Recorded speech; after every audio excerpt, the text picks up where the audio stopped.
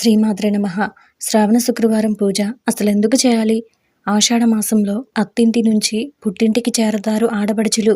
తిరిగి శ్రావణ మాసంలో అత్తింటికి వెళ్లే ముందు పుట్టింటి వారికి ఇష్టమైన కానుకలు, అల్లుళ్లకు ప్రత్యేక బహుమతులు అందజేస్తారు.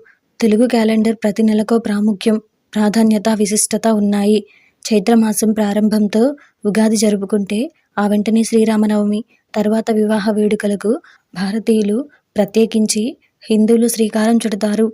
శీతాకాలం ప్రారంభంలో వచ్చే కార్తీక మాసంలో సోమవారం ప్రత్యేకత ఉన్నట్లే శ్రావణ మాసంలో మంగళ శుక్రవారాలకు ఎంతో విశిష్టత ఉన్నదంటే అతిశయోక్తి కాదు. కార్తీక మాసం శివకేశవులకి ఎంత ఇష్టమో శ్రావణ మాసం లక్ష్మీ పార్వతులకి అంత ప్రీతికరమైనది. ఈ శ్రావణ మాసంలో మహిళామణులు ప్రతి మంగళవారం గౌరీదేవిని పూజిస్తుంటారు. మంగళ గౌరీ ఆరాధనలో భాగంగా నోములు, వ్రతాలు చేస్తుంటారు. సంతాన సౌభాగ్యాలను ఆ తల్లి రక్షిస్తూ ఉంటుందని ఆడపడుచుల విశ్వాసం.